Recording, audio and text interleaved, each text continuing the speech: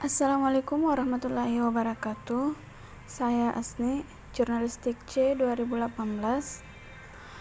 Di sini saya akan menjelaskan sedikit tentang desain grafis percetakan.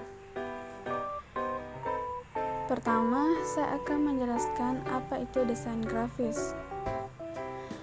Desain grafis adalah proses komunikasi yang menggunakan elemen visual seperti tipografi, fotografi, serta ilustrasi yang dimaksudkan untuk menciptakan persepsi akan suatu pesan yang disampaikan.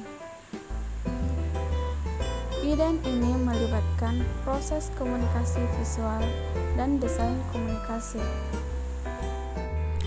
Desain grafis percetakan adalah proses komunikasi menggunakan elemen visual yang dicetak atau diprint yang dimaksud untuk menyampaikan suatu pesan yang ingin disampaikan. Selanjutnya, jenis-jenis desain grafis. Yang pertama, drafter. Drafter adalah desainer yang mana memang dikhususkan untuk membuat arsitektur dan rancang bangun yang simetris dan digunakan untuk keperluan membangun sesuatu yang memerlukan ketelitian tinggi dan rancangan yang presisi. Yang kedua, editor. Editor merupakan desainer yang khusus untuk membuat cover, sampul, banner, dan lain sebagainya. Yang ketiga, layouter. Layouter adalah desainer yang khusus untuk membuat tatanan layout sebagai majalah atau koran atau publikasi yang lainnya dan diharuskan mempunyai feel atau tata letak agar enak dilihat. Keempat, art director. Desainer khusus untuk membuat karya-karya seni di komputer yang bisa digunakan untuk visual effect ataupun hanya untuk hiasan saja. Membutuhkan kreativitas tinggi untuk membuat karya agung yang akan dibuat. Kemudian yang kelima adalah fotografer.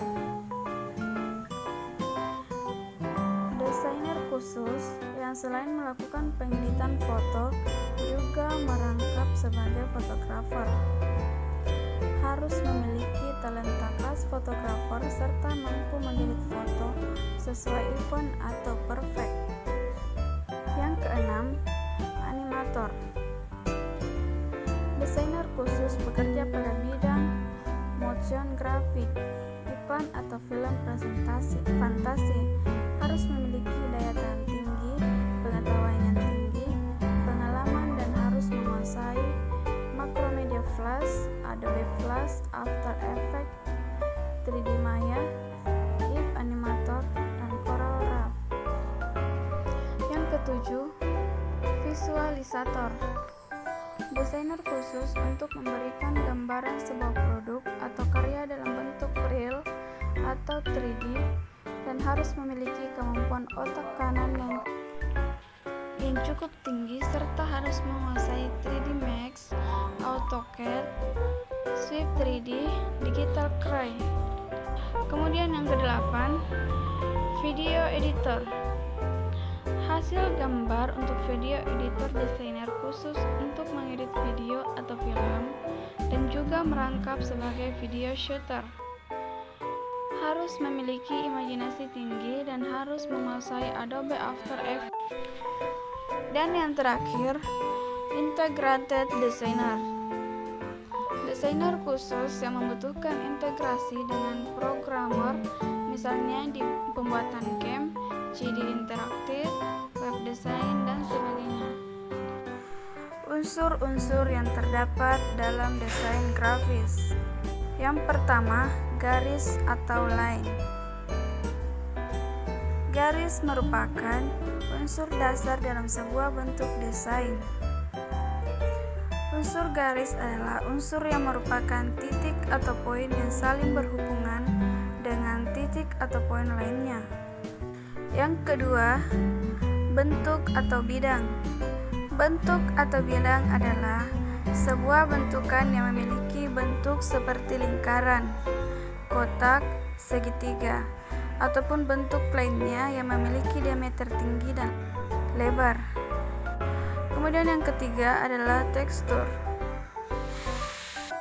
Tekstur merupakan tampilan dari sebuah gambar atau desain yang pada visualisasi permukaannya memiliki suatu bentuk, corak, dan pola yang bisa dilihat dan dicermati oleh mata. Kemudian ruang atau jarak. Ruang atau jarak adalah ruang atau jarak antara elemen-elemen yang terdapat pada desain grafis. Kemudian ada ukuran. Ukuran adalah unsur yang sangat penting dalam desain grafis. Ukuran dalam hal ini adalah panjang dan pendek, tinggi dan rendah, serta besar dan kecilnya sebuah objek. Warna. Warna adalah unsur yang sangat kompleks untuk diperhatikan.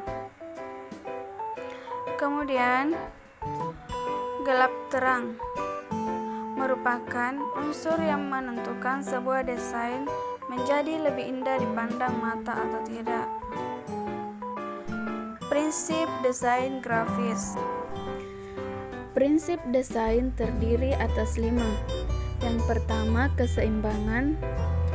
Keseimbangan yaitu keseluruhan komponen-komponen desain harus tampil seimbang, tidak berat sebelah. Yang kedua, kesatuan. Kesatuan dalam prinsip desain grafis adalah kohesi, konsistensi, ketunggalan atau keutuhan yang merupakan isi pokok dari komposisi.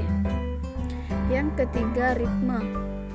Ritme adalah pembuatan desain dengan prinsip yang menyatukan irama. Yang keempat, penekanan.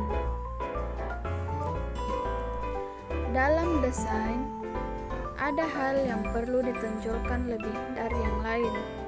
Tujuan utama dari penekanan ini adalah untuk mewujudkan hal itu sehingga dapat mengarahkan pandangan khalayak sehingga apa yang mau disampaikan tersalur. Kemudian yang terakhir adalah proposisi.